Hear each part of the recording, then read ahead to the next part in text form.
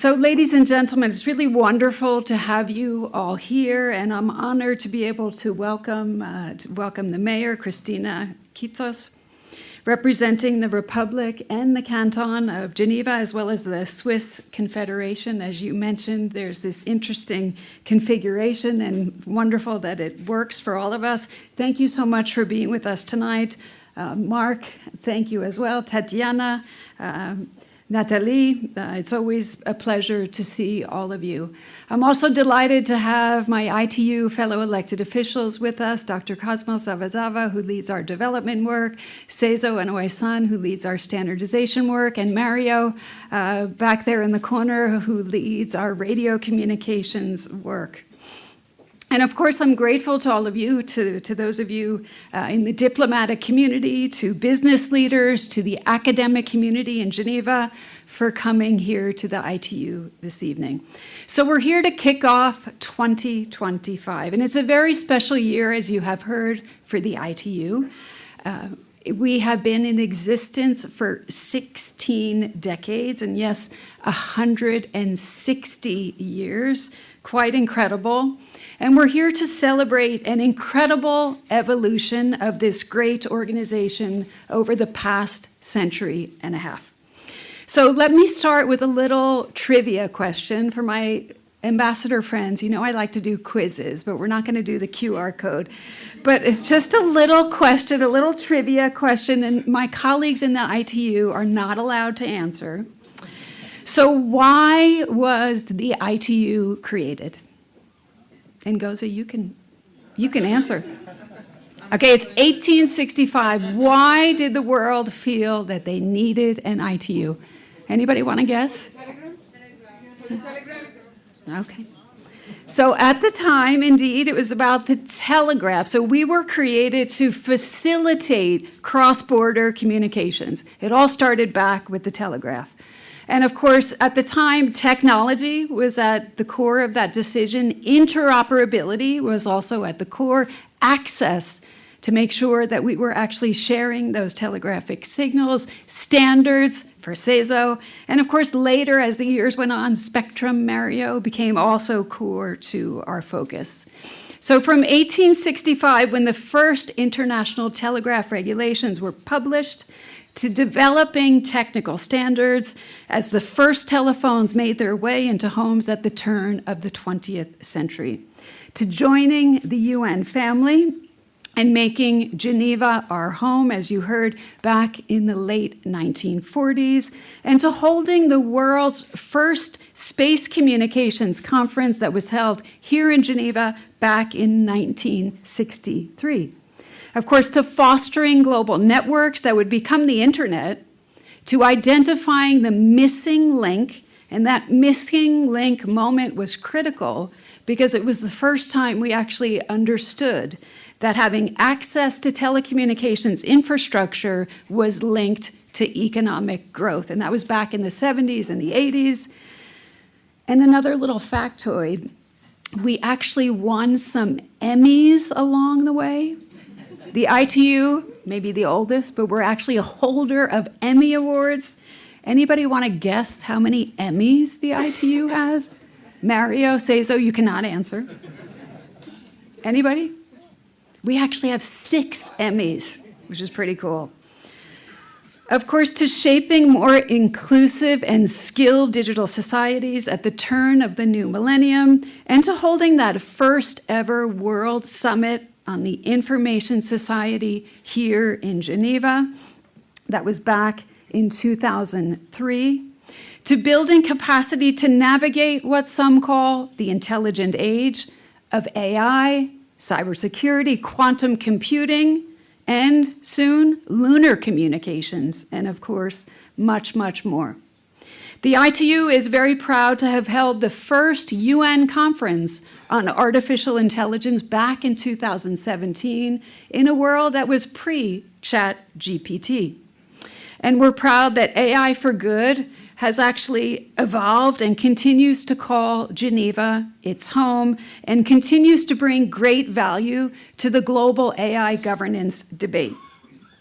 Even as we celebrate our rich, rich history, It's also a time for us to reflect, because our mission is far from complete, and we can't take our eyes off the ball.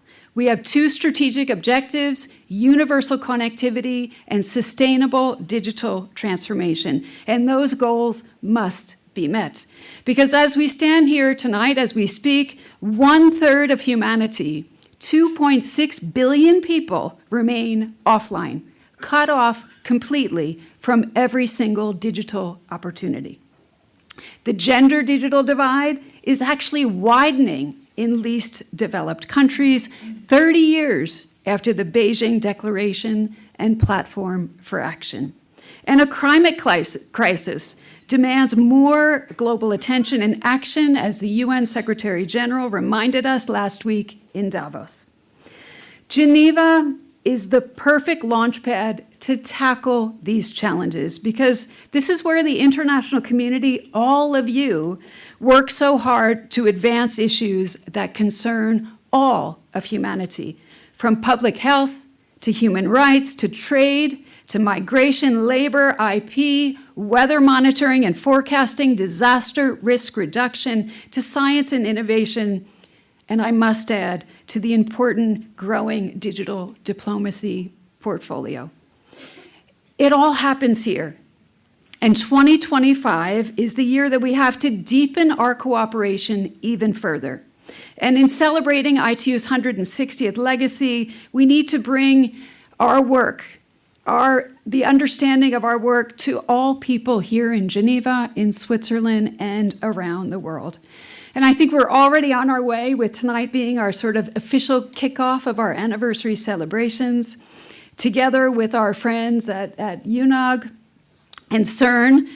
We've launched and we're hosting, I hope you had an opportunity to see it on your way in, the photo exhibition that's called Not a Woman's Job. And I would encourage you to take a moment to see that incredible exhibition on the ground floor, and be inspired. Be inspired by the women that you see. They're incredible technologists who just happen to be women. Later this year, on May 18th, we'll be joining forces with our friend Tedros to walk the talk. And this year, we're going to focus on not just health, but health and technology. We'll have the WHO band that will be joined by the ITU band, because we have lots of musical talent both in WHO and ITU. We also have our new Giga Connectivity Center that had a little soft launch yesterday. We're being hosted by Campus Biotech. We've, as I said, just opened our doors, and we're hoping to be able to leverage the Swiss innovation ecosystem and to be able to achieve that target that world leaders back in 2003 and 2005 set, which was to connect every school by 2015. We failed miserably. Our goal now is to double down and to do it by 2030. Some of you in this room are also part of what we call our Geneva Digital Kitchen. We may be in the ITU cafeteria. We have a little digital kitchen where we gather informally to discuss how we can help drive forward the global digital compact implementation.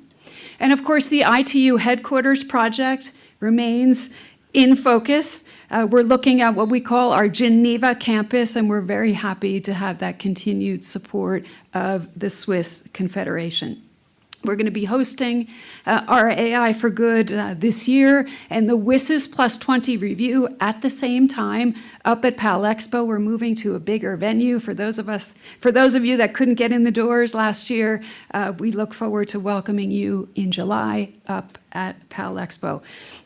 Again, it's an opportunity in the context of WSIS to take stock of how far we've come and where we need to target our interventions as we look forward. We at the ITU will continue to remain laser-focused to our core, from our connectivity work to our infrastructure resilience, our capacity building, sustainability, space, AI, quantum, DPI, and much, much more. Ladies and gentlemen, tomorrow, as we heard, many ITU colleagues and millions around the world are going to be celebrating the beginning of the Lunar New Year. The Year of the Snake symbolizes many things, but it symbolizes good luck. I think we could all use a little good luck this year. Symbolizes rebirth. We at the ITU, with our anniversary, we take that as a good thing. It also symbolizes resilience and longevity. And it's with that spirit that we look ahead to the next century and a half. ITU's 194 member states, our 1,000+ private sector members, our academic members, and you, the diplomats, the business community, the academic community here in Geneva. I think it's fair to say that together we do have our work cut out for us. So, ladies and gentlemen, let's make sure that this digital age, the intelligent age, is defined by meaningful connectivity and sustainable digital transformation for everyone, everywhere.